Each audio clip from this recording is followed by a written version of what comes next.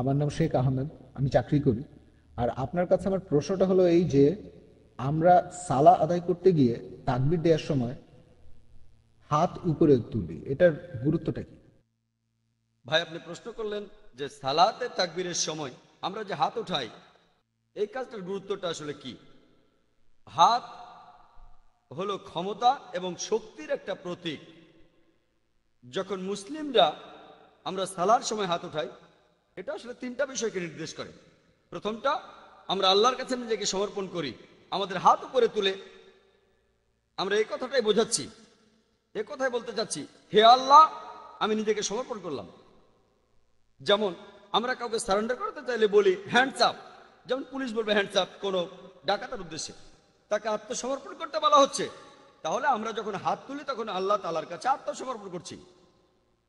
আর এছাড়াও আমরা যখন হাত তুলছি, এটা আরো বোঝায় যে আমরা আল্লাহর মহত্বকে প্রচার করছি আমাদের কাজ আর মুখের কথা দিয়ে, আল্লাহু আকবার, আল্লাহ সর্বশক্তিমান। আর এটা ছাড়াও আমরা যখন হাত তুলি তারপর বুকের কাছে এনে ভাঁজ করি, আমরা এখানে একটা সিগন্যাল দিচ্ছি যে আমি আমার পিঠটা দিয়েছি যাবতীয় জাগতিক বিষয়ের দিকে, আর আমি সবকিছু ত্যাগ করেছি যাতে করে আমি আল্লাহ তাআলার ইবাদতে মনোযোগ দিতে পারি। আশা করি উত্তরটা পেয়েছেন। আসসালামু আলাইকুম, আমার নাম ইউসুফ দিসাই, একজন রিটায়ার্ড সরকারি কর্মকর্তা। আমার প্রশ্নটা হলো, আমাদের নবীজির জীবনের কোন সময়টাতে আল্লাহ সালাহ আদায় করার নির্দেশ দিয়েছিলেন, আর শবে মেরাজের সাথে সালার সম্পর্কটা কি? আমার ধারণা প্রশ্ন দুটি প্রাসঙ্গিক, তাই একসাথে বললাম। ভাই, আপনি প্রশ্ন করলেন যে ঠিক কোন দিন কোন সময় আমাদের নবীজিকে সালাহ আদায়ের নির্দেশ দেওয়া হয়েছিল আর শবে মেরাজের সাথে সালাহর সম্পর্কটা কি। ভাই, সঠিক দিন বা তারিখ যেমন আমরা জানি, ঠিক জন্ম এবং মৃত্যুর দিনটা, কিন্তু সালার ব্যাপারটা আমরা ঠিক সেভাবে জানি না। তবে নির্দেশটা এসেছিল তিনি নবুয়ত লাভ করার প্রথম দিকে, কারণ একটা সহিহ হাদিসে আছে যে ফেরেশতাদের প্রধান জিবরাইল আলাইহিস সালাম নবীজিকে সালার নিয়মটা দেখিয়েছিলেন। জিবরাইল সেখানে তার পা মাটিতে রাখলেন আর মাটি থেকে তারপর পানি বের হয়ে আসতে লাগলো। জিবরাইল আলাইহিস সালাম নবীজিকে ওযু করার নিয়মটা দেখালেন আর সালাত আদায় করার নিয়মটাও দেখালেন, আর নবীজি বাসায় এসে এই কাজগুলি তার স্ত্রী বিবি খাদিজা রাদিয়াল্লাহু তাআলা আনহার সামনে করে দেখালেন। তাহলে নবীজি এই নির্দেশটা পেয়েছিলেন নবুয়তের প্রথম দিকে। এবার কয় ওয়াক্ত সালাহ আদায় করতে হবে, আর আপনার দ্বিতীয় প্রশ্ন অর্থাৎ শবে মেরাজের ব্যাপারে বলি। এই কথাটার উল্লেখ আছে পবিত্র কোরআনে, সূরা ইসরার 1 নম্বর আয়াতে উল্লেখ আছে যে আমাদের নবীজি ভ্রমণ করেছিলেন মসজিদুল হারাম থেকে মসজিদুল আকসাতে। তারপর মিরাজের ব্যাপারে আরো কথা আছে, এইসবের বর্ণনা সহিহ বুখারী সহ অন্য সহিহ হাদিসে রয়েছে যে নবীজি সেখানে অন্যান্য নবীদের সাথে দেখা করেছিলেন, মুসা আলাইহিস সালাম, ঈসা আলাইহিস সালাম। সেখানে আল্লাহ সুবহানাহু ওয়া তাআলা নবীজিকে নির্দেশ দিলেন যে মুসলিমরা দিনে 50 ওয়াক্ত সালাত আদায় করবে। তারপর মুসা আলাইহিস সালাম নবীজিকে বললেন সহিহ বুখারী অনুযায়ী যে 50 ওয়াক্ত নামাজ খুব কঠিন হয়ে যাবে মুসলিমদের জন্য, আপনি আল্লাহর কাছে অনুরোধ করে এটা কমিয়ে নেন। নবীজি গেলেন, সালার ওয়াক্ত কমানো হলো। তিনি আবার গেলেন, নবীজি সালার ওয়াক্ত কমাতে গেলেন, আর সবশেষে দিনে 5 বার 5 ওয়াক্ত সালার নির্দেশ পেলেন। সালাহ আল্লাহ সুবহানাহু ওয়া তাআলা রাজি হলেন আর নবীজিকে বললেন এই 5 ওয়াক্ত সালাহ আদায় করো। তারপর আল্লাহ বললেন এই 5 ওয়াক্ত সালাহ হবে 50 ওয়াক্ত সালাহ আদায়ের সমান। আশা করি উত্তরটা পেয়েছেন। ভাই জাকির, আসসালামু আলাইকুম। আমার নাম আব্দুল্লাহ কারার। আমি একজন ব্যবসায়ী ও সমাজকর্মী। আপনি বললেন যে মুসলিমরা প্রত্যেকদিন 5 বার সালাহ আদায় করে, আর এছাড়াও বললেন মেরাজের বিভিন্ন ঘটনা, কিভাবে 5 ওয়াক্ত সালাতের নির্দেশটা আমরা পেলাম। কিন্তু আমরা কিছু মানুষকে নামাজ পড়তে দেখি দিনে 3 বার করে। এইভাবে সালাত আদায় করার কোনো যৌক্তিকতা আছে? ভাই, আপনি প্রশ্ন করলেন, আর আমি আগেও বলেছি যে 5 ওয়াক্ত নামাজ পড়া ফরজ কোরআনে ওই কথা আছে। কিছু মানুষ 3 ওয়াক্ত নামাজ পড়ে, এটা যুক্তি আছে কিনা? পবিত্র কোরআন অনুযায়ী আমরা প্রত্যেকদিন 5 ওয়াক্ত সালাত আদায় করব, কিন্তু এ ব্যাপারে আমাদের কিছুটা ছাড় দেওয়া হয়েছে। 5 ওয়াক্ত যে ফরজ এটা পবিত্র কোরআনে বলা হয়েছে।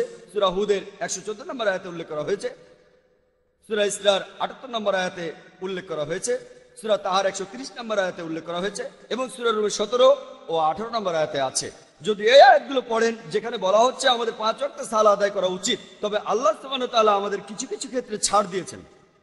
পবিত্র কোরআনে সূরা নিসার 101 নম্বর আয়াতে উল্লেখ করা হয়েছে যে যখন তোমরা সফর করবে তখন সালাত সংক্ষিপ্ত করতে পারো। আমি আগে বলেছি জোহর, আসর আর এশার সালা 4 রাকাতের বদলে 2 রাকাত পড়া যায়। আর যখন সফর করবে তখন তোমরা 2 ওয়াক্তের নামাজ একসাথে পড়তে পারো, জোহর আর আসরের সালা। এছাড়া মাগরিব আর এশার সালা তো একসাথে আদায় করতে পারেন। এভাবে 2 ওয়াক্ত একসাথে পড়লে ঠিক আছে। সফরের সময় কেউ এভাবে সালা আদায় করলে আমার কোনো আপত্তি থাকবে না।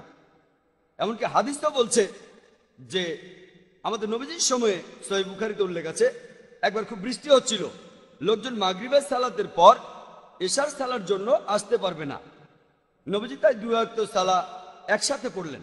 তাহলে কোনো বিপর্যয় হলে, কোনো অসুবিধা হলে নবীজি 2 ওয়াক্ত একসাথে আদায়ের অনুমতি দিয়েছেন। কিন্তু এমন কিছু মানুষজন আছে যারা বলে, ও আমাকে তো অফিস যেতে হবে, সেজন্য আমি আসরের সালা আগে পড়ে নেব। অথবা আপনি কেনাকাটা করতে গেছেন, কেনাকাটা করতে মার্কেটে গেছেন, সেখানে কিছু সময় লাগবে, সেজন্য আপনি জোহর আর আসরের সালা একসাথে আদায় করবেন, এটার অনুমতি নেই। সফরের সময় অথবা যখন সত্যি অসুবিধায় পড়বেন তখন অনুমতি আছে। এছাড়া স্বাভাবিক পরিস্থিতিতে আমাদের প্রত্যেকদিন 5 ওয়াক্ত সালা আদায় করা উচিত। আশা করি উত্তরটা পেয়েছেন। আসসালামু আলাইকুম ভাই, আমার প্রশ্নটা হলো আল্লাহ সুবহানাহু ওয়া তাআলা কেন আমাদের দোয়া বা প্রার্থনার সবগুলোর উত্তর দেন না অথবা পূরণ করেন না? বোন, আপনি প্রশ্ন করলেন যে আমাদের সব দোয়া সেগুলো কেন আল্লাহ সুবহানাহু ওয়া তাআলা পূরণ করেন না। এই প্রশ্নটার উত্তর পবিত্র কোরআনে দেওয়া আছে। সূরা বাকারার 216 নম্বর আয়াতে উল্লেখ করা হয়েছে, বলা হয়েছে এটা হতে পারে তোমরা যেটা অপছন্দ করো সেটা তোমাদের জন্য কল্যাণকর, আর যেটা পছন্দ করা সেটা অকল্যাণকর। আল্লাহ সবকিছু জানেন আর তোমরা জানো না। আল্লাহ পবিত্র কোরআনে বলছেন এটা সম্ভব, তোমরা যেটা অপছন্দ করো সেটাই কল্যাণকর, আর যেটা পছন্দ করো সেটা অকল্যাণকর। যেমন ধরুন, একজন খুবই ধার্মিক লোক, সে আল্লাহ সুবহানাহু ওয়া তাআলার কাছে দোয়া করলো যে আমাকে একটা মোটরসাইকেল দাও আল্লাহ, তাতে আমার যাতায়াত সুবিধা হবে। আর আল্লাহ সেই দোয়া কবুল করলেন না। আপনি হয়তো বলবেন সে খুব ভালো লোক ছিল, সে খুব ধার্মিক লোক, তার দোয়া কেন কবুল হলো না? আল্লাহ সুবহানাহু ওয়া তাআলা জানেন যদি লোকটার মোটরসাইকেল থাকে সে অ্যাক্সিডেন্ট করতে পারে আর পঙ্গু হয়ে যেতে পারে। আর পবিত্র কোরআন বলছে তোমরা যেটা পছন্দ করো সেটা অকল্যাণকর হতে পারে। আল্লাহ জানেন আর তোমরা জানো না। এবার খুব ধনী একজন ব্যবসায়ী, তিনি তখন লন্ডনের ফ্লাইট ধরার জন্য এয়ারপোর্টে যাচ্ছিলেন একটা চুক্তি করার জন্য, যে চুক্তিটা করলে তার লাভ হবে 100 কোটি রুপি। যখন তিনি এয়ারপোর্টের দিকে যাচ্ছিলেন, দুর্ভাগ্যজনকভাবে রাস্তায় খুব বড় একটা ট্রাফিক জ্যাম ছিল, আর তিনি সময় মতো এয়ারপোর্টে পৌঁছাতে পারলেন না। তিনি যখন এয়ারপোর্টে পৌঁছলেন ততক্ষণে সেই ফ্লাইটটা রওনা দিয়েছে, তিনি ফ্লাইট মিস করলেন। তিনি তখন মন খারাপ করে বললেন, এটা আমার জীবনের সবচেয়ে একটা বাজে ঘটনা। বাড়ি ফিরে যাওয়ার সময় গাড়িতে যে রেডিওটা ছিল তাতে লেটেস্ট খবরটা শুনলেন যে তিনি যে ফ্লাইটটা ধরতে যাচ্ছিলেন, যে ফ্লাইট লন্ডন যাচ্ছিল, সেটা ক্র্যাশ করেছে, আর সেই প্লেনে যতজন যাত্রী ছিল তারা সবাই মারা গেছে। তখন সে ব্যবসায়ী বললেন, এই ঘটনাটা হলো আমার জীবনের শ্রেষ্ঠ একটা ঘটনা। কিছুক্ষণ আগেই তিনি ট্রাফিক জ্যামকে অভিশাপ দিচ্ছিলেন, কারণ ট্রাফিক জ্যামের কারণে তার 100 কোটি রুপি ক্ষতি হয়েছে। এই ঘটনার কিছুক্ষণ পরেই সেই ট্রাফিক জ্যামকে তিনি ধন্যবাদ জানালেন, কারণ এতেই তার জীবন বেঁচেছে। আর পবিত্র কোরআন বলছে যেটা তুমি অপছন্দ করো সেটাই কল্যাণকর হতে পারে। আল্লাহ জানেন আর তোমরা জানো না। আল্লাহ জানেন সেই ব্যক্তির জীবন তার 100 কোটি রুপির চাইতে অনেক বেশি মূল্যবান। আপনি যে দোয়া করেন, অনেক সময় দেখা যায় আল্লাহ সুবহানাহু ওয়া তাআলা সেই দোয়াটা পূরণ করছেন না, তিনি সে দোয়া কবুল করেন না। আর পবিত্র কোরআনে বলা হয়েছে, সূরা সূরার 27 নম্বর আয়াতে উল্লেখ করা হয়েছে যে আল্লাহ তাআলা তার সকল বান্দাকে, যদি আল্লাহ তার সকল বান্দাকে জীবনের উপকরণে প্রাচুর্য দিতেন তাহলে তারা অবশ্যই পৃথিবীতে বিপর্যয় সৃষ্টি করত, কিন্তু আল্লাহ তার ইচ্ছেমতো পরিমাণেই নাজিল করেন এবং তিনি জানেন তিনি কি দিয়েছেন। পবিত্র কোরআনে সূরা বাকারার 186 নম্বর আয়াতে উল্লেখ করা হয়েছে যে যখন মানুষ আমার সম্পর্কে তোমাকে প্রশ্ন করবে তাদের বলো যে আমি তাদের নিকটেই আছি, তাদের খুব কাছেই আছি, এবং আমি আমার ভৃত্যদের সব আহ্বানেই শুনতে পাই। পবিত্র কোরআনে সূরা গাফিরের 60 নম্বর আয়াতে উল্লেখ আছে, তোমাদের প্রতিপালক বলেন আমাকে ডাকো আমি তোমাদের সাড়া দেব। পবিত্র কোরআনে আছে যে আল্লাহ বলছেন, আমাকে ডাকো, আমি তোমাদের ডাকে সাড়া দেব। মানুষ ভাবতে পারে এই আয়াতটার কথা পূরণ হবে না যদি প্রার্থনার উত্তর না দেওয়া হয়। যদি আপনি ভালো করে দেখেন, আল্লাহ সুবহানাহু ওয়া তাআলা আপনার প্রার্থনার উত্তর দিচ্ছেন উত্তর না দেওয়ার মাধ্যমে। কারণ আল্লাহ জানেন কোনটা ভালো কোনটা খারাপ আপনার জন্য। আর কিছু মানুষ আছে যারা হয়তো বলবে, আমরা অনেক অবিশ্বাসীকে দেখেছি, অনেক অধার্মিক মানুষ যারা ভুল ঈশ্বরের উপাসনা করে আর তারা বিলাসবহুল জীবনযাপন করে। অবিশ্বাসীরা নকল ঈশ্বরের উপাসনা করে টাকার জন্য আর তারা সম্পদশালী হয়। যদিও এইসব অধার্মিক আর অবিশ্বাসী লোকেরা নকল ঈশ্বরের কাছে বিভিন্ন জিনিসের প্রার্থনা করে, আল্লাহ তাদের বস্তুগত চাহিদা পূরণ করে থাকেন। কারণ তিনি জানেন তারা যেটা প্রার্থনা করছে এতে তারা ভবিষ্যতে আরো বেশি ক্ষতিগ্রস্ত হবে। পরকালের জীবনে এসবের কারণে তারা শুধু ক্ষতিগ্রস্তই হবে। সত্যিকারের বিশ্বাসীদের ক্ষেত্রে এটা ব্যাপারই না যে সে ধনী না গরিব, আর এখন তার সুসময় না দুঃসময়, আর তারপরও আল্লাহ সুবহানাহু ওয়া তাআলাকে বিশ্বাস করে। পবিত্র কোরআনে সূরা নূরের 37 নম্বর আয়াতে উল্লেখ করা হয়েছে যে সেই সব লোক যারা ব্যবসা বাণিজ্য এবং ক্রয় বিক্রয় করেও আল্লাহ সুবহানাহু ওয়া তাআলাকে স্মরণ করা, যাকাত প্রদান করা ও সালাত আদায় থেকে বিরত থাকে না। তারা ভয় করে সেই দিনকে, যে দিন অনেকের অন্তর ও দৃষ্টি বিপর্যস্ত হয়ে পড়বে। তারা শুধু আখিরাতে ভয় করে, রোজ কিয়ামতের দিন, যেদিন আমাদের প্রত্যেকের বিচার করা হবে। সত্যিকারের বিশ্বাসী সব সময় বলে আলহামদুলিল্লাহ, যে ঘটনাই ঘটে থাকুক না কেন আলহামদুলিল্লাহ, মানে সমস্ত প্রশংসা আল্লাহর। এমনকি যদি তার ক্ষতিও হয় সে বলবে আলহামদুলিল্লাহ, কারণ সে আল্লাহকে বিশ্বাস করে। আর আল্লাহ তাআলা যখন সেই ব্যক্তির ক্ষতিটা হতে দিলেন, এতে করে ভবিষ্যতে তার জন্য আসলে উপকারী হবে। এক কথায় সত্যিকারের বিশ্বাসী সে এমনটা বিশ্বাস করে যা কিছু হয়েছে ভালোর জন্যই হয়েছে। আশা করি উত্তরটা পেয়েছেন। আসসালামু আলাইকুম। আমার নাম নায়ার আজম, পেশায় একজন ইঞ্জিনিয়ার। প্রথমে যে বোন প্রশ্ন করেছিলেন তার প্রশ্নটার সাথে আমার এই প্রশ্নের বেশ মিল আছে। জুমার সময় খুতবা, এটা ঠিক সালার অংশ নয়। এই খুতবা কি আরবি ভাষায় দেয়াটা আবশ্যিক?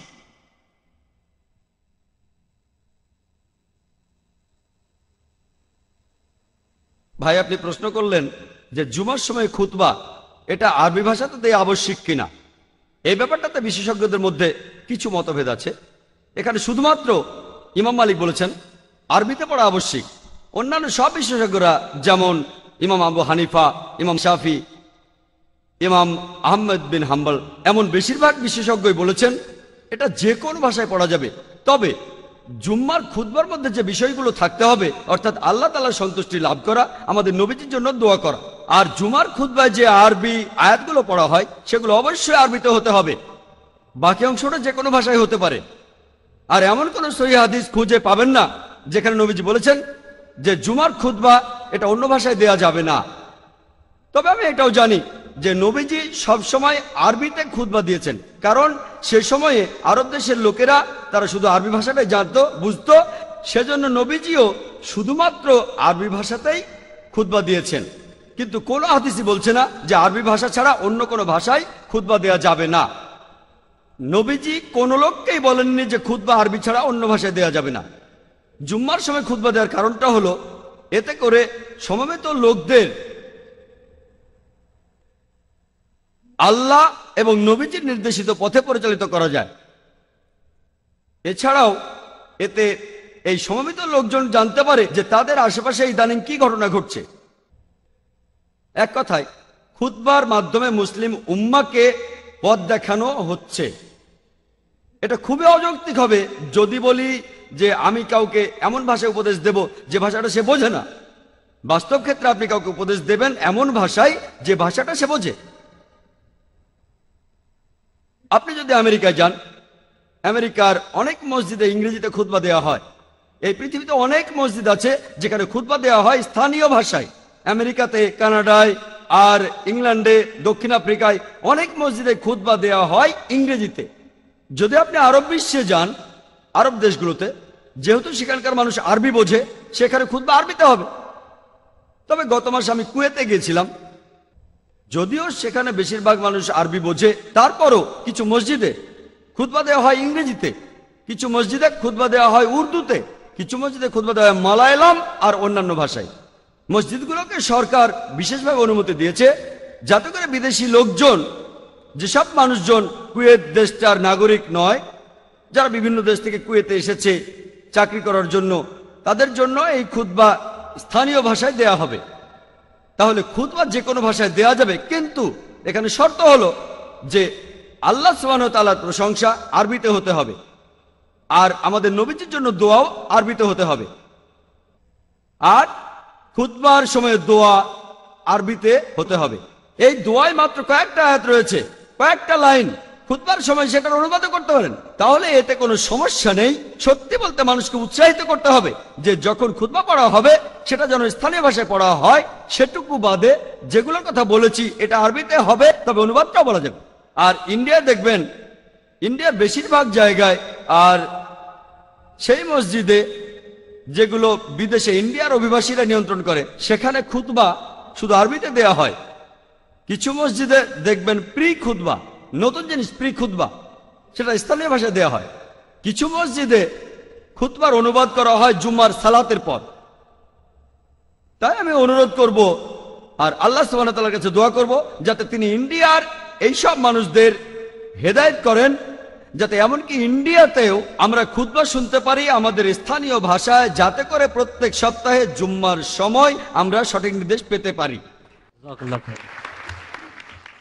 সালাম জাকির নায়েক, পৃথিবীর প্রথম আজান সেটা কে দিয়েছিলেন, কোথায় দিয়েছিলেন, আর এই আজান কোন দেশে শুরু হয়েছিল?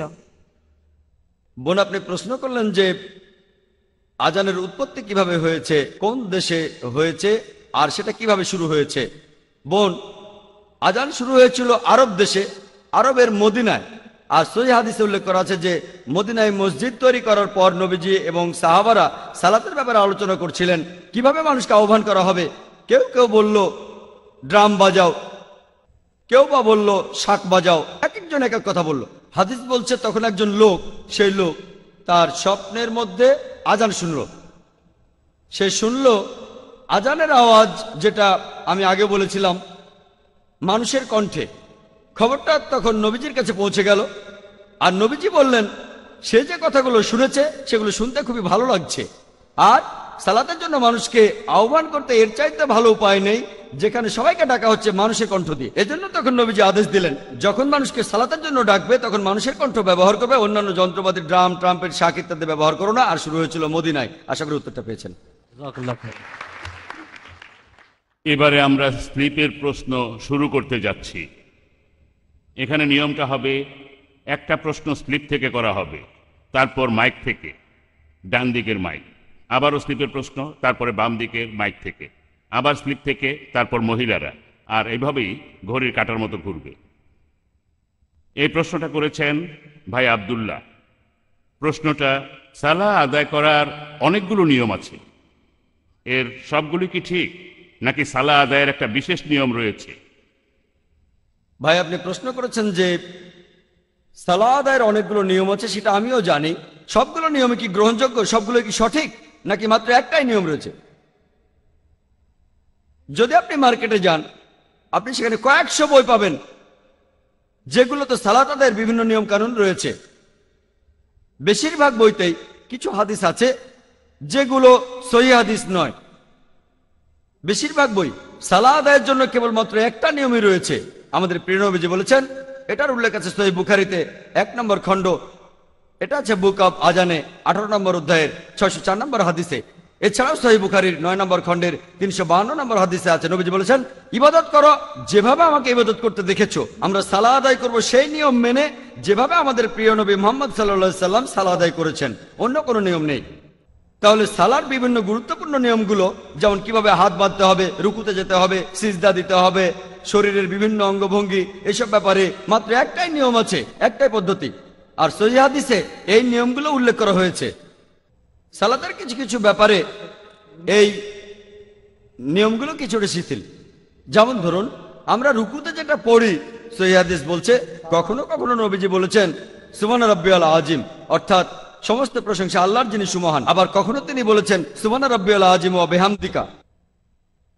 অর্থাৎ সমস্ত প্রশংসা আল্লাহর, যিনি সুমহান, সমস্ত প্রশংসা তার। তাহলে এমন কিছু কিছু দোয়ার ব্যাপারে নিয়মের শিথিলতা আছে যেগুলো আমাদের নবীজি পড়েছেন রুকুর সময়, সিজদার সময়। যেমন ধরুন ভিতরের সালাতের সময় বেজোড় রাকাতে সালাত আদায় করতে হয়, সেটা নির্দেশ। নবীজি কখনো পড়েছেন 1 রাকাত, কখনো 5 রাকাত বা 7 রাকাত, বেশিরভাগ সময় 3 রাকাত। তাহলে এমন কিছু ব্যাপারে শিথিলতা আছে। যখন আপনি রুকুতে অথবা সেজদায় গিয়ে কিছু পড়ছেন, তবে গুরুত্বপূর্ণ অংশ দেহের অঙ্গভঙ্গি, যেভাবে দাঁড়াবেন, যেভাবে বসবেন, যেভাবে মাথা নোয়াবেন, যেভাবে সেজদায় যাবেন, এই সব কিছুর নিয়ম মাত্র একটাই। আর এগুলো বলা আছে সহিহ হাদিসে। এখানে আমি যে বইটার কথা বলতে পারি, বইটা মার্কেটে পাবেন, আর এই বইটা খুবই সংক্ষিপ্ত, খুব ছোট। এখানে আপনারা পাবেন সহিহ হাদিস। এই বইটার নাম দ্য গাইড টু সালাহ, লিখেছেন এম এ সাকিব। আপনাদের যদি বেশি সময় থাকে আর বিস্তারিতভাবে জানতে চান, আরেকটা বইতে এগুলো বিস্তারিত লেখা আছে যে কিভাবে সেজদায় যাবেন, কোন অঙ্গ প্রথমে মাটি স্পর্শ করবে, কিভাবে উঠে দাঁড়াবেন, এই সব কিছুই বিস্তারিত জানতে পড়ুন the prayer of the prophet. সালাতের বিভিন্ন নিয়ম এখানে বিস্তারিতভাবে পাবেন, লিখেছেন শেখ মোহাম্মদ নাসিরউদ্দিন আল আলবানী, শেখ আলবানী। এই বইটাতে সহিহ হাদিসের অনেক উদ্ধৃতি আছে, এই বইটা পড়ে দেখতে পারেন।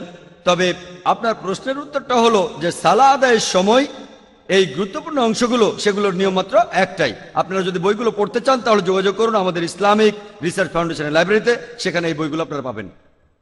আমার নাম জগবিন্দুর সিধু। ইসলাম সম্পর্কে আমি খুব কম জানি, আর আমার আজকের প্রশ্নটাও সালার সাথে প্রাসঙ্গিক নয়। প্রশ্নটা কি করতে পারবো? আপনার প্রশ্নটা আজকের বিশ্বের সাথে প্রাসঙ্গিক হতে হবে। আমি আসলে অনেকের কাছেই প্রশ্নটার উত্তর চেয়েছিলাম, কিন্তু আমি সেই উত্তরটা আচ্ছা, ঠিকভাবে ঠিক পাইনি। আছে, আপনি প্রশ্নটা করতে পারেন। আমি এটাই আশা করছিলাম। ঠিক আছে, আপনি তাহলে প্রশ্ন করেন। দুটো প্রশ্ন? না, আপনি একটা প্রশ্ন করবেন। একটা ব্যাপারে ছাড় দিয়েছি, আর না। ঠিক আছে, ঠিক আছে। আমি আগে এই প্রশ্নটা করেছিলাম আমার মুসলিম বন্ধুদের। এছাড়াও আমি মোহাম্মদ আলী রোডে গিয়ে কয়েকজন ইমামের সাথেও কথা বলেছি। আর আমি যতটুকু জানি, এই শব্দগুলো যেমন আলিফ লাম মিম বা তাহসিন বা হামিম, নবীজি আমাদেরকে এই শব্দগুলির কোনো ব্যাখ্যা দেননি। এগুলির ব্যাপারে কি সাহাবীরা কিছু জানতেন? এগুলো কি কেউ জানতো না, নাকি কখনো বলা হয়নি, নাকি কেউ জানে না? ঘটনাটা কি? এটা একেবারেই মৌলিক, কারণ এখানেই শুরু কোরআনের, এখান থেকেই শুরু আলিফ লাম মিম, আর তারপরে সবকিছু।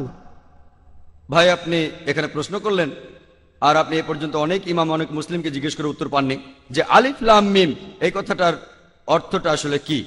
এই সংক্ষিপ্ত অক্ষরগুলো পুরো জানতে চাইলে আপনারা আমার ভিডিও ক্যাসেট দেখতে পারেন, সেখানে বিস্তারিতভাবে বলা আছে। তবে যেহেতু আপনি প্রশ্ন করেছেন তাই সংক্ষেপে উত্তর দিচ্ছি যে এই সংক্ষিপ্ত অক্ষরগুলো, যেগুলো পবিত্র কোরআনে বেশ কিছু সূরার আগে আছে, এই অক্ষরগুলো আছে 29টি সূরার আগে।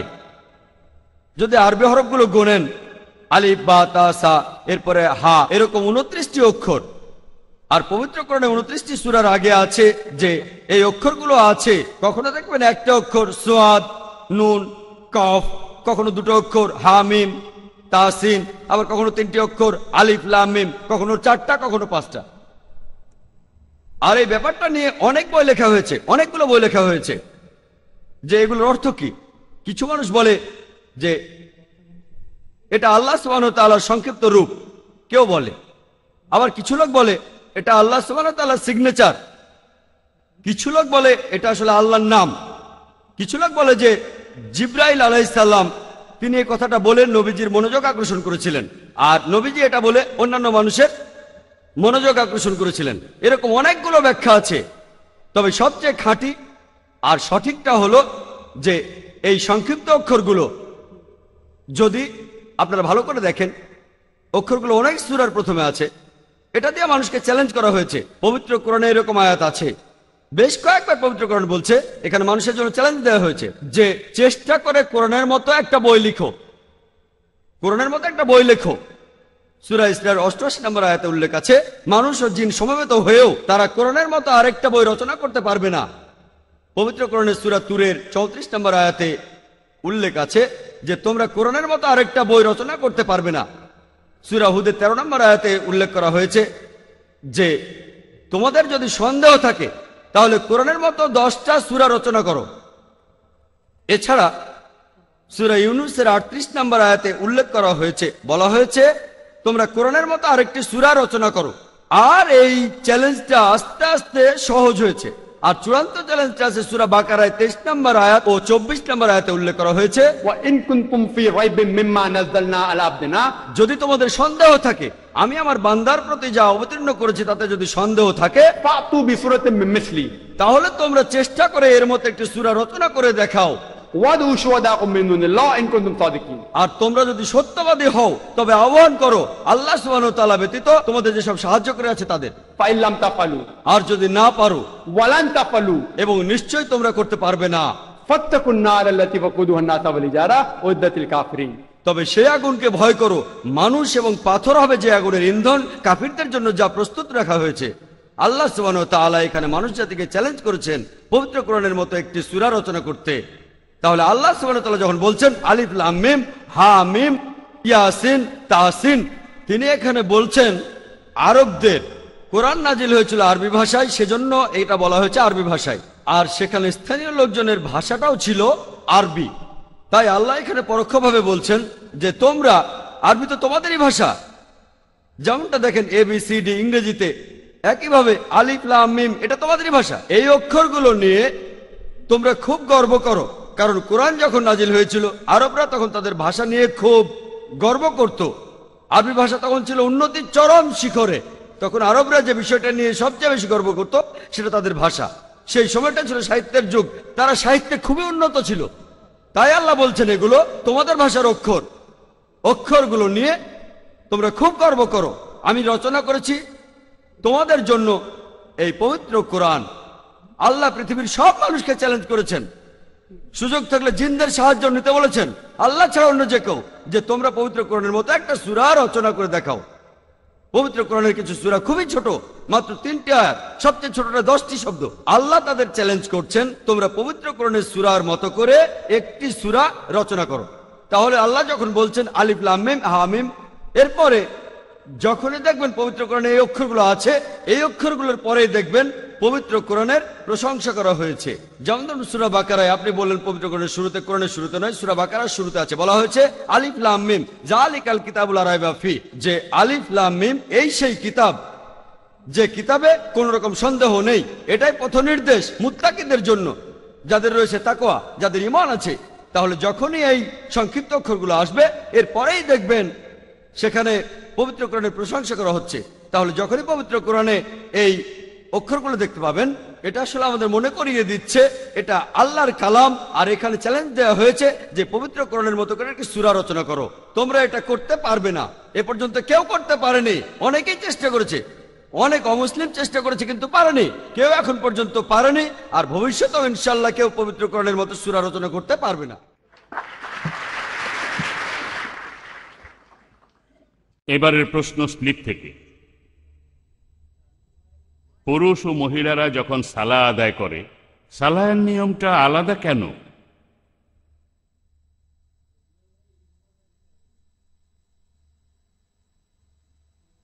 প্রশ্নটা করা হয়েছে সালাহ আদায় করার সময় পুরুষ এবং মহিলাদের সালাহ আদায়ের নিয়মটা আলাদা কেন।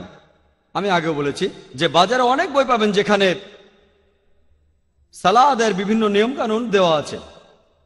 বেশিরভাগ বইয়েই আলাদা একটা অধ্যায় থাকে যে মহিলারা কিভাবে সালাহ আদায় করবে, পুরুষরা কিভাবে সালাহ আদায় করবে, আর সেখানে নিয়মগুলো আলাদা। সত্যি বলতে এমন একটা সহিহ হাদিসও খুঁজে পাবেন না যেটা বলছে যে মহিলারা তাদের সালাহ আদায় করবে পুরুষদের চেয়ে আলাদা নিয়ম, এমন কোন সহিহ হাদিস নেই। আর আপনারা যদি সহিহ বুখারী পড়েন 1 নম্বর খণ্ডে সালার বিভিন্ন বৈশিষ্ট্যের কিতাবে 63 নম্বর অধ্যায়ে উম্মে আদ-দারদা রাদিয়াল্লাহু তাআলা আনহা তিনি তাশাহুদে বসেছিলেন পুরুষদের মতো করে। আর তিনি ছিলেন এমন একজন যিনি ধর্মীয় বিষয়ে যথেষ্ট জ্ঞান রাখতেন। এরকম আরো অনেক সহিহ হাদিস আছে যেগুলোর বর্ণনা দিয়েছেন হযরত আয়েশা, নবীজির অন্যান্য স্ত্রীগণও দিয়েছেন, আর অন্যান্য মহিলা সাহাবীরা, আল্লাহ তাদের সবাইকে শান্তিতে রাখুন। আর এর উল্লেখ আছে সহিহ মুসলিম, সহিহ বুখারীতে, এমন বিভিন্ন সহিহ হাদিসে। তবে তাদের কেউই বলেননি যে পুরুষ এবং মহিলাদের সালাহ আদায় করার যে নিয়মগুলো আছে সেগুলো একেবারে আলাদা। উত্তরটা খুব পরিষ্কারভাবে দেয়া আছে। আমার লেকচারে আগেও বলেছি, সহিহ বুখারীর 1 নম্বর খণ্ডে বুক অব আজান 18 নম্বর অধ্যায়ের 604 নম্বর হাদিস বলছে। এছাড়াও সহিহ বুখারীর 9 নম্বর খণ্ডের 352 নম্বর হাদিসে আছে যে নবীজি বলেছেন, ইবাদত করো যেভাবে আমাকে ইবাদত করতে দেখেছো। তাহলে পুরুষ এবং মহিলা সালাত আদায় করবে একই রকম নিয়মে আর একই রকম ভঙ্গিমায়। আশা করি উত্তরটা পেয়েছেন। আমার প্রশ্ন হলো, সালাহ আদায় করা কি আবশ্যিক? নিজের মতো প্রার্থনা করা যাবে না? আর আল্লাহ কি সেটা কবুল করে নেবেন না? আগেরকার দিনের নবী রাসূলও কি আমাদের মতো দিনে 5 বার করে সালাহ আদায় করতেন?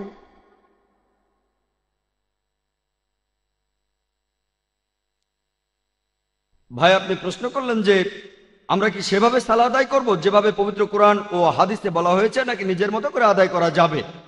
আর আগের নবী রাসূলরাও কি এই নিয়মে সালাহ আদায় করতেন? আপনার দ্বিতীয় প্রশ্নের উত্তরটা দেই। আল্লাহ সুবহানাহু ওয়া তাআলার সকল রাসূলই সালাহ আদায় করেছেন, আর তাদের প্রত্যেকেই অন্ততপক্ষে সিজদা দিয়েছেন সালাতের, যেটা প্রধান অংশ। তবে সকল রাসূল হয়তো আমরা এখন যেভাবে সালাহ আদায় করি সেভাবে করেননি।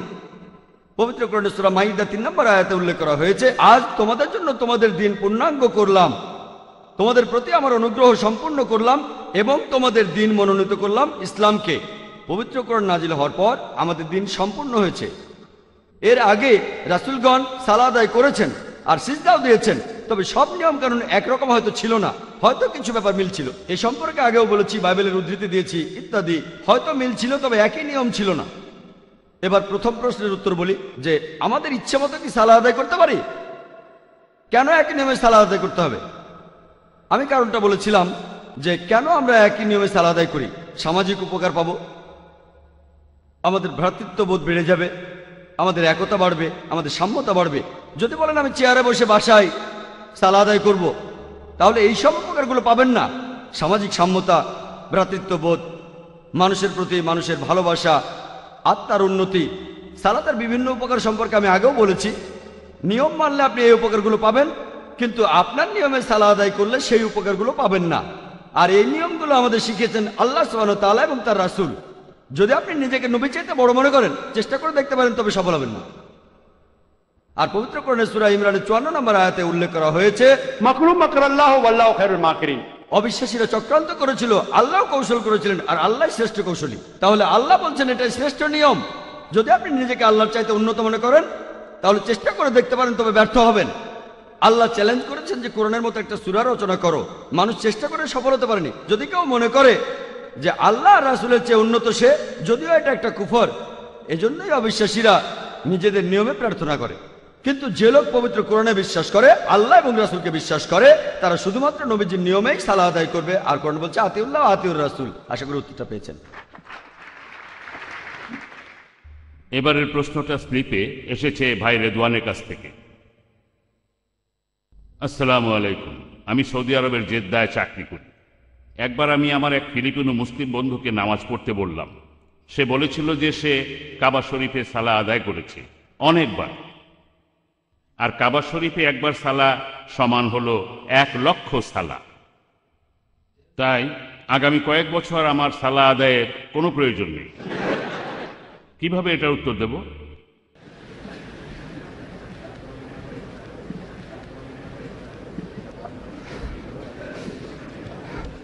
ভাই, আপনি প্রশ্ন করলেন যে আপনি যখন সৌদি আরবে ছিলেন, সেখানে আপনার এক ফিলিপিনো বন্ধুকে সালাহ আদায়ের কথা বললে সে আপনাকে বলেছিল যে সে সালাহ আদায় করেছে মক্কার মসজিদুল হারামে, আর এই সালাহ 1 লক্ষ সালাহর সমান। সেজন্য কয়েক বছর তার নামাজ পড়ার দরকার নেই।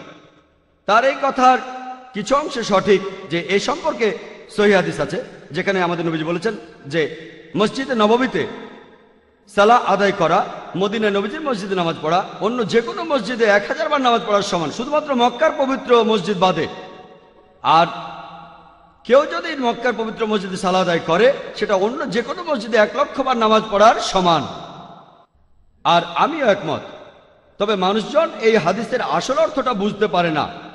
এখানে আপনি অনেক সওয়াব পাবেন, এই মসজিদে সালাহ আদায় করলে অনেক সওয়াব পাবেন, তবে এতে করে আপনার অন্যান্য ফরজ সালাহগুলো মাফ হবে না।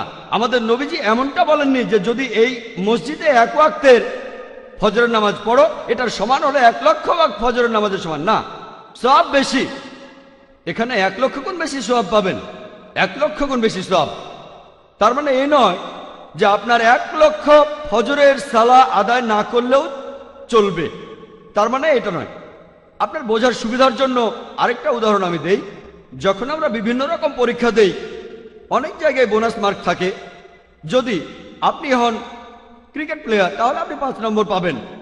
মেডিকেল অথবা ইঞ্জিনিয়ারিং কলেজে ভর্তি হওয়ার সময় কিছু বাড়তি নম্বর থাকে এনসিসি আর খেলাধুলা, যেমন ব্যাডমিন্টন, ফুটবলের জন্য। যদি আপনি ক্রিকেট প্লেয়ার হন তাহলে ক্রিকেটের জন্য, ফুটবলের জন্য আপনি এই অতিরিক্ত 3, 4, 5 নম্বর পাবেন। এখানে ব্যাপারটা কি দাঁড়ালো? এই নম্বরটা কাজে লাগবে তখন যখন মেডিকেল কলেজে ভর্তি হতে নম্বর লাগবে 95%। আপনি যদি 94.5 পান, এই নাম্বারটা কাজে লাগিয়ে আপনি তখন মেডিকেল কলেজে ভর্তি হতে পারবেন। কিন্তু কেউ যদি বলে আমি সারাদিন ধরে শুধু ক্রিকেটই খেলবো, সারা বছর সারা জীবন খেলবো, এভাবে অতিরিক্ত 5 নম্বর নিয়ে আমার যখন 100 নম্বর হবে তখন আমি মেডিকেল কলেজে ভর্তি হয়ে যাব, সে কি ভর্তি হতে পারবে?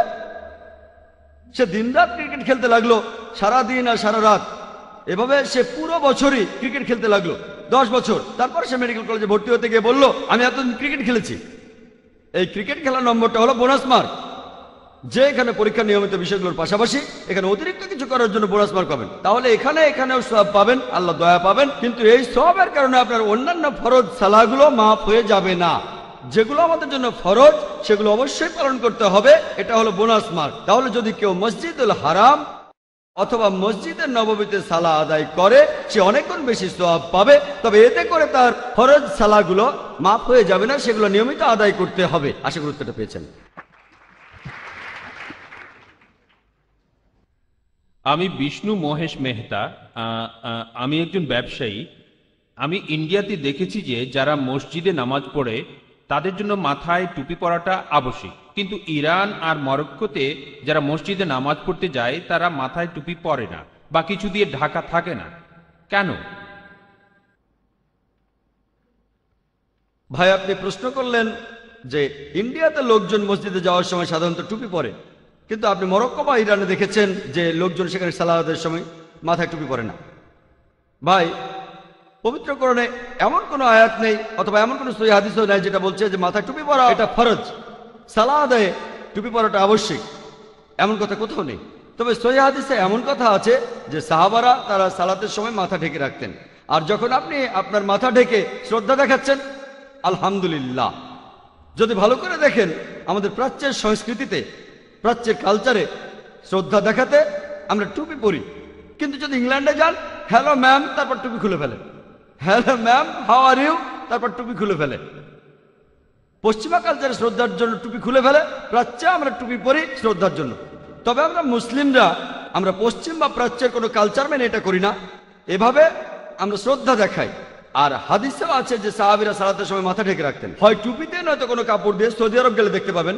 তবে সহিহ হাদিস বা কোরআনে কোথাও বলা হয়নি যে মাথায় টুপি পরাটা ফরজ। যদি মুসলিমরা টুপি ছাড়া সালাহ আদায় করে, ইনশাল্লাহ সেই সালাত আল্লাহ কবুল করবেন, এটা ফরজ না। তবে সালাহ আদায়ের সময় টুপি পরাটা ভালো। আশা করি উত্তরটা পেয়েছেন। এবারে প্রশ্ন স্লিপে, কোনো অমুসলিম কি সালাহ আদায়ের সময় সেখানে অংশগ্রহণ করতে পারে? প্রশ্নটা করেছেন ভাই VS জয়। ভাই, আপনি প্রশ্ন করলেন যে কোনো অমুসলিম নামাজের সময় অংশগ্রহণ করতে পারবে কিনা। ভাই, সেই লোক যদি মন থেকেই সালাত আদায়ে অংশ নেয় তাহলে সবার আগে তাকে ঈমান আনতে হবে। যদি কোনো অমুসলিম ইসলাম গ্রহণ করতে চান, আহলান ওয়া সাহলান, সুস্বাগতম, স্বাগতম জানাবো। আর সালাত তখনই কবুল হবে যদি বিনয়ী আর নম্রভাবে আদায় করেন। যদি আল্লাহ সুবহানাহু ওয়া তাআলার উপর বিশ্বাস থাকে তাহলেই সেই অমুসলিম ইসলাম গ্রহণ করবে আর সালাহ আদায় করবে। কিন্তু সে যদি বলে যে না, আল্লাহকে বিশ্বাস করি না, আপনার সাথে সাথে এই কাজটা আমি করতে চাই, সে লোক তাহলে সালাহ আদায় করতে পারে, কিন্তু এই কাজটা তখন হয়ে যাবে জিমন্যাস্টিক্স, ব্যায়াম। কারণ বিশ্বাস না থাকলে, ঈমান না থাকলে সালাহ কোনো কাজে আসবে না। কার কাছে প্রার্থনা করবেন? যদি কোনো অমুসলিম ইসলাম গ্রহণ করে তারপর সালাহ আদায় করে, আলহামদুলিল্লাহ, আল্লাহ সেটা কবুল করবেন। যদি সে আল্লাহকে বিশ্বাস না করে আর শুধু মানুষকে দেখানোর জন্য সালাহ আদায় করে, পবিত্র কোরআন সম্পর্কে বলছে সূরা মাউনে, দুর্ভোগ সেই সালাত আদায়কারীদের যারা লোক দেখানোর জন্য সেটা করে। আর সূরা নিসার 142 নম্বর আয়াতে উল্লেখ করা হয়েছে যে মুনাফিকরা যখন সালাতের জন্য দাঁড়ায় তখন তারা সততার সাথে দাঁড়ায় না এবং আল্লাহকে তারা খুব কমই স্মরণ করে থাকে। তাহলে কোরআন মুনাফিকদের কথা বলছে, এরা সালাহকে অবহেলা করে। অমুসলিমরা সালাতে দাঁড়াতে পারে, কিন্তু এতে করে তারা ন্যায়নিষ্ঠার পথে পরিচালিত হবে না। তারা মুনাফিক, তারা ধোঁকাবাজ। ধোঁকাবাজরা নামাজ পড়তে চাইলে পড়তে পারে, কিন্তু সেটা শুধু লোক দেখানোর জন্য। কিন্তু কেউ যদি মুসলিম হয় আর আল্লাহকে সৃষ্টিকর্তা মানে, সে যদি আল্লাহর উদ্দেশ্যে সালাহ আদায় করে তাহলে সে করতে পারে। আশা করি উত্তরটা পেয়েছেন। আসসালামু আলাইকুম ভাই, আমার প্রশ্নটা হলো, আমরা কি অমুসলিমদের বাসায় সালাহ আদায় করতে পারি? বোন, আপনি প্রশ্ন করলেন যে আমরা অমুসলিমদের বাসায় সালাহ আদায় করতে পারি কি না। বোন, আমি আগেও বলেছিলাম, আমাদের নবীজি বলেছেন, এটার উল্লেখ আছে সহিহ বুখারীতে 1 নম্বর খণ্ড, বুক অব সালাত, 56 নম্বর অধ্যায়ের 429 নম্বর হাদিস, যে এই পুরো পৃথিবীটাকে আমার ও আমার অনুসারীদের জন্য সৃষ্টি করা হয়েছে সালাহ আদায়ের স্থান হিসেবে, একটা মসজিদ হিসেবে। আপনি পৃথিবীর যে কোনো জায়গায় সালাহ আদায় করতে পারেন, তবে জায়গাটা হতে হবে পরিষ্কার। এছাড়াও কিছু নিয়ম কানুন আছে, যদি কোনো অমুসলিমের ঘরে নামাজ পড়তে চান তাহলে পড়তে পারেন, তবে কোনো পরিষ্কার জায়গাতে অথবা পরিষ্কার কাপড়ের উপরে সালাহ আদায় করতে পারেন। খেয়াল রাখবেন, যেখানে নামাজ পড়বেন তার সামনে যেন কোনো মূর্তি বা ছবি না থাকে, মাঝে একটা সূত্রা রাখতে হবে। আমাদের নবীজি কথা বলেছেন, দেয়ালের সাথে একটা দূরত্ব রাখবেন, মাঝে একটা সূত্রা রাখবেন, এমনকি এটা একটা তীরও হতে পারে। সূত্রা সহিহ বুখারীতে এটার উল্লেখ আছে, একটা তীরও হতে পারে।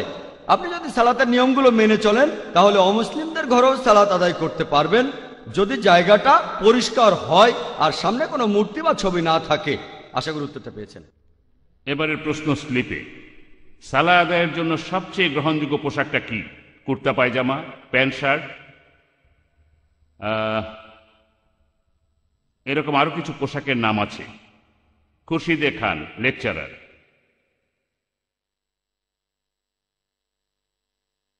ভাই, আপনি প্রশ্ন করলেন সালাহ আদায়ের জন্য গ্রহণযোগ্য পোশাক কোনটা, কুর্তা পায়জামা নাকি প্যান্ট শার্ট ইত্যাদি। একেবারে ন্যূনতম শর্ত, শরীরের যে অংশ ঢাকতে হবে। মহিলাদের জন্য পুরো শরীরটাই, শুধুমাত্র মুখ আর হাতের কবজি বাদে পোশাকটা ঢিলা হবে, টাইট হবে না, স্বচ্ছ হবে না, হিজাবের বিভিন্ন শর্তগুলো। পুরুষদের জন্য নাভি থেকে গোড়ালি পর্যন্ত কমপক্ষে সাধারণত